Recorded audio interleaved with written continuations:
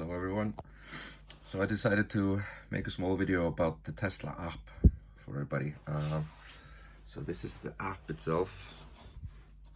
It comes with all the Teslas, and I'm just gonna do a quick overview of what you can do with it and what it shows you.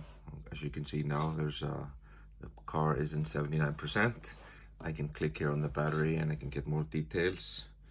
Remaining charge, the total amount of wattage that's going into the charge now, the volt and the amperage.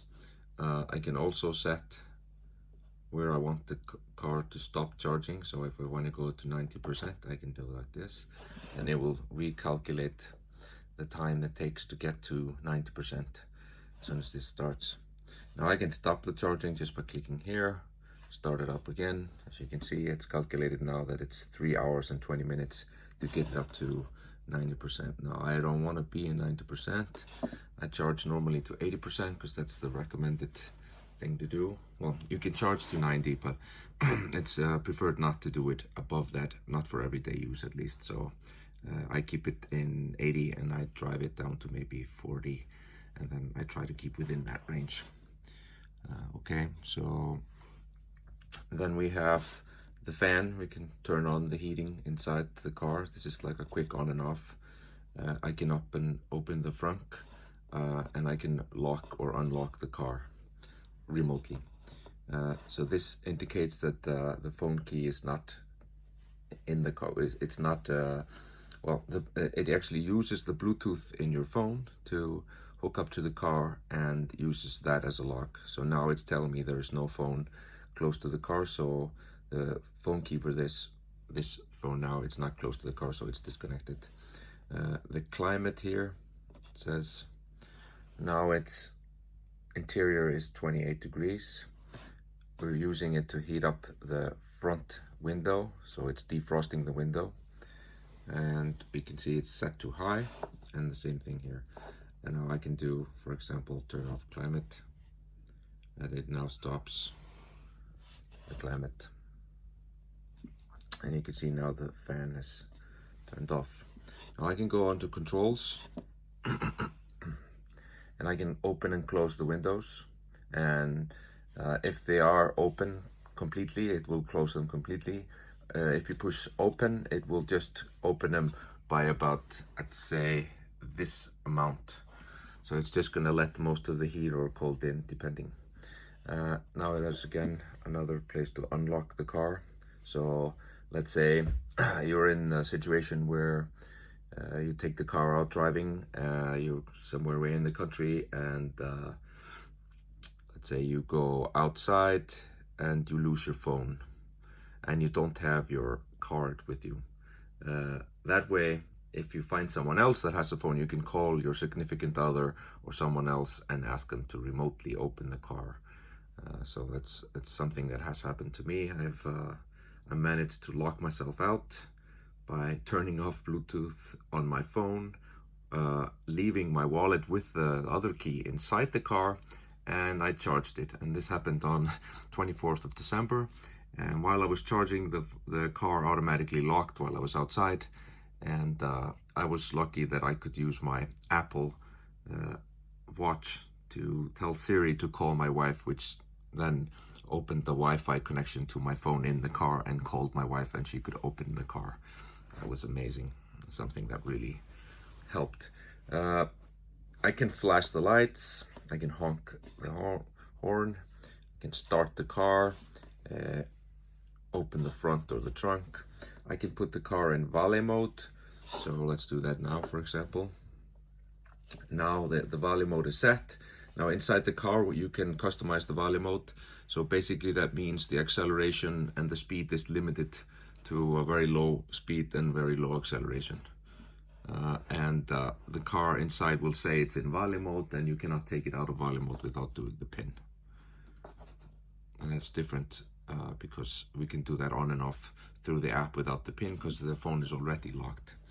Now we can turn on the Sentry Mode, which for you guys that don't know, Sentry on Tesla is basically the surveillance around the car. So it uses the cameras around the car to do motion detection and record whenever a motion happens around the car.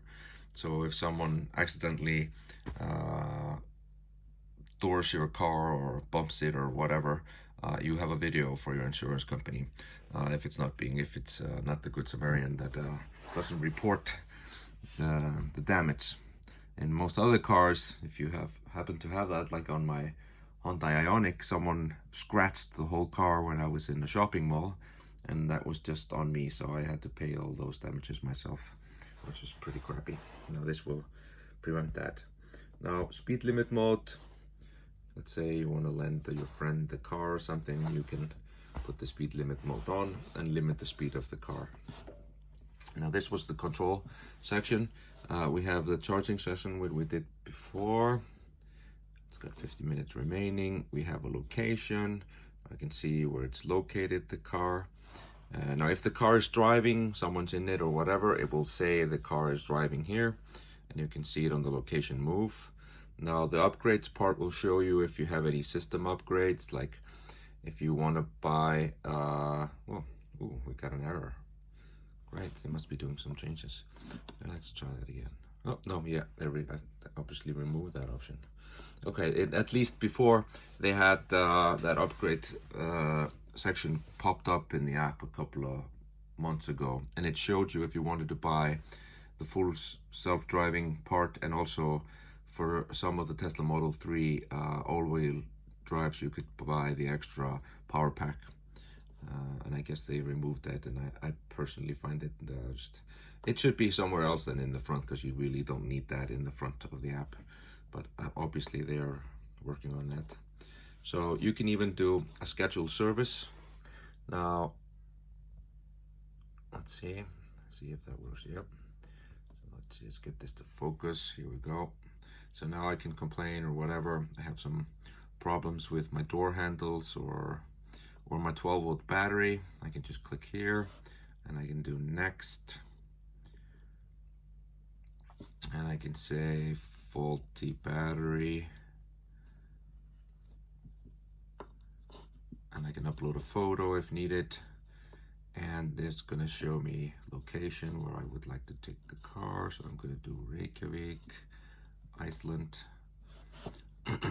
Now it tells me the service center is here, Grókalsi, and the earliest time next is 27th of January at 8:15.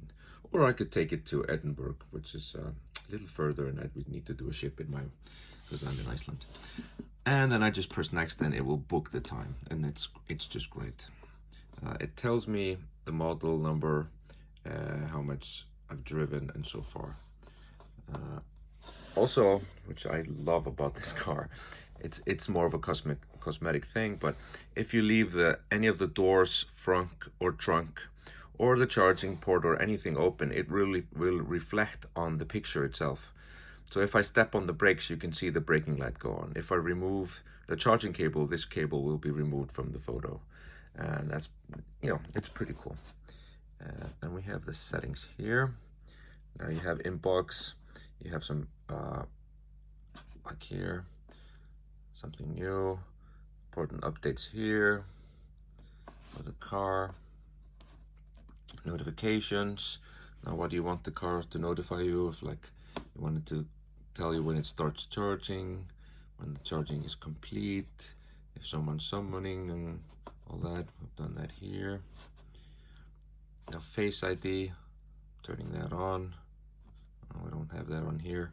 Calendar sync, so when you enter the vehicle, it will sync with the phone with your calendar and tell you where if your calendar has an appointment, let's say at 9 o'clock, and you're entering the vehicle at 8:30, it will put automatically into the destination the location of your next meeting, which is actually great. I'll spare you a lot of time. Let's see. So yeah, that's pretty much it. I also wanted to tell you that this app is totally controlled over the internet, so it uses the internet connection on your phone to hook up to the car, and the car is of course connected via its own mobile data. There's a SIM card inside the car, so the car is independently connected to the internet. Now it doesn't matter where in the world it is, as long as it has a mobile connection, it will connect. So this means that all the stuff you're doing in the app is really good and responsive, and it's pretty excellent. All right, I hope this helped someone clarify some things about the Tesla app. All right, talk to you later. Bye-bye.